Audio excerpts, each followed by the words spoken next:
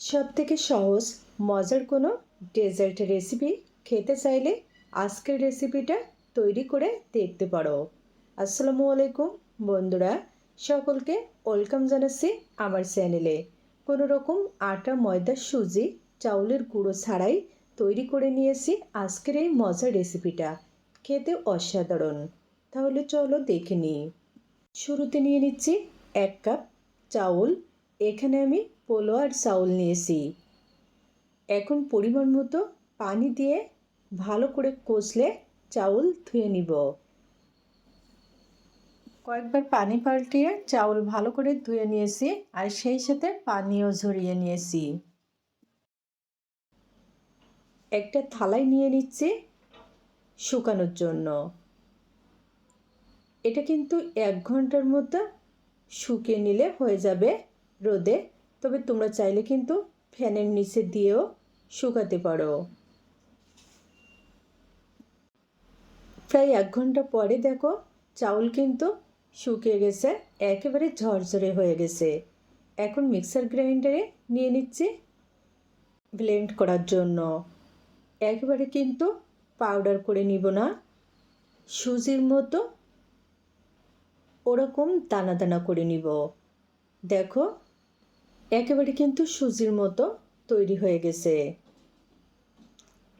ঠিক এরকমভাবে কিন্তু ব্লেন্ড করে নিতে হবে।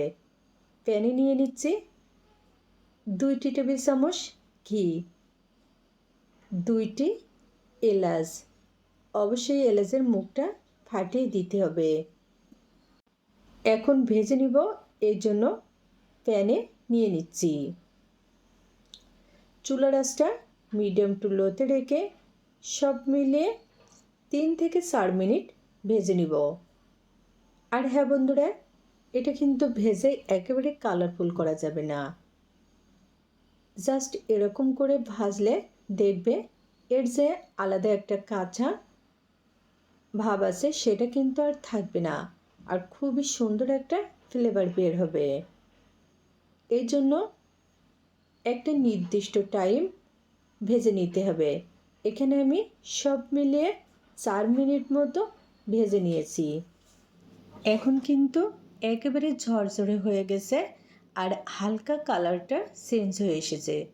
তো চুলা থেকে নামিয়ে ঠান্ডা করে নিব। প্যানে নিয়ে নিচ্ছি 250 গ্রাম চিনি। এখানে কিন্তু আমি আমার পছন্দ মতো, অর্থাৎ যেরকম মিষ্টি পছন্দ ঠিক সেরকম চিনির পরিমাণটা দিয়ে দিয়েছি। তোমরা চাইলে কিন্তু আর একটু বেশি কিংবা কম করেও দিতে পারো। এখন চুলার আঁচটা লোতে রেখে ক্যারামেল বানিয়ে নিচ্ছি।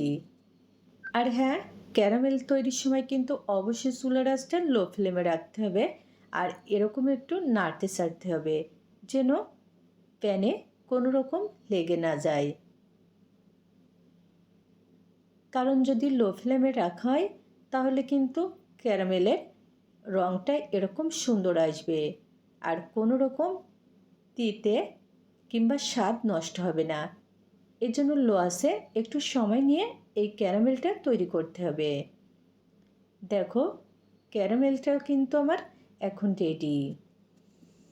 এখন এর ভিতরে নিয়ে নিচ্ছে দুধ 1 লিটার।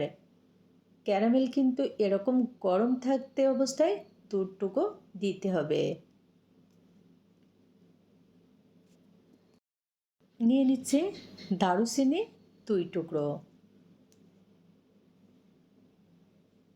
এই দুধটুকু আগে থেকে জাল করা। তারপরেও 1 থেকে 2 মিনিট মতো ক্যারামেলের সাথে ভালো করে মিশিয়ে নিচ্ছি। টেস্ট অনুযায়ী লবণ দিয়ে দিলাম। খুবই ভালো করে মিশিয়ে নিয়েছি। এখন ভেজে রাখা চাউলের মিশ্রণ দিয়ে দিচ্ছি। এরকম কিন্তু দিতে হবে আর নাড়তে ছাড়তে হবে। আর এই পর্যায়ে চুলার আঁচটা কিন্তু লো ফ্লেমে রাখতে হবে। আজকের এই ডেজার্টটা অসাধারণ টেস্টি। তোমরা চাইলে কিন্তু সামনে ঈদ কিংবা যে কোনো উৎসব অনুষ্ঠানে তৈরি করে নিতে পারো।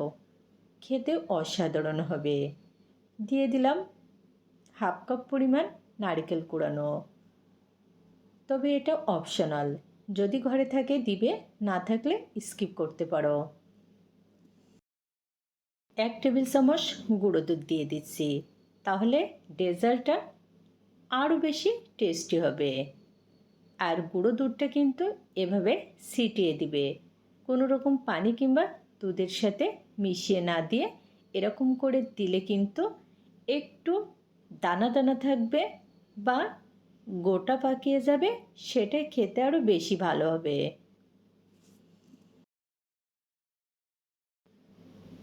সব মিলিয়ে 5 থেকে 6 মিনিট মতো রান্না করে নিয়েছি। এখন কিন্তু প্রায় রেসিপিটা তৈরি হয়ে গেছে।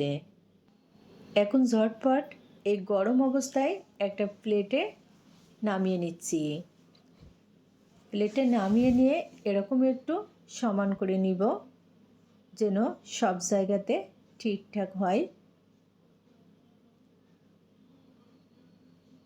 আর এটা এখন 1 ঘন্টার জন্য ফ্রিজে নরমালে রেখে দিব। তবে তোমরা চাইলে কিন্তু ফ্রিজ ছাড়াও বাইরে রাখতে পারো।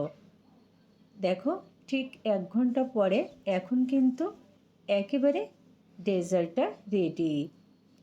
একটা ছুরির সাহায্যে এরকম করে পিস পিস করে কেটে নিচ্ছি। এরকম করে কেটে নিলে কিন্তু দেখতে খুবই সুন্দর লাগবে। এখন উপরে কিছুটা পরিমাণ নারকেল কুড়ানো আর বাদাম কুচি দিয়ে সাজিয়ে নিচ্ছি। দেখলে তো কত সহজে তৈরি করে নিলাম, কোনো রকম আটা, ময়দা, সুজি, চাউলের গুঁড়ো ছাড়া খুবই মজার একটা ডেজার্ট রেসিপি। যদি ভালো লাগে অবশ্যই একবার হলেও তৈরি করে দেখবে।